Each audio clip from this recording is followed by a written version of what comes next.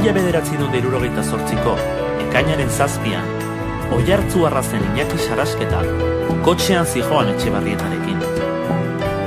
Etak lehen aldiz inor erail, eta etako inor lehen aldiz hilko zuten handia. Etzen kontrol bat.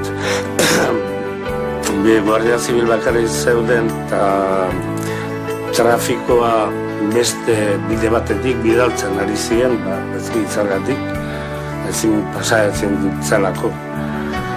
Eta orduan haietariko bat beste guzti bezala egingo ziguten bide hartatik baten.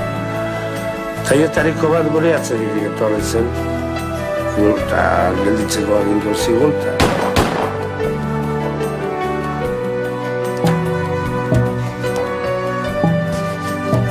Egun hartatik aurrera, gure herria, etaren burruk armatuaren errealitatearekin bizitu izan da. Gaur egunero. Heroe izan zen Iñaki Sarasketak, eta 6.arengatik egin zuen apostu. Ez zuen herrian ongi etorririk izan.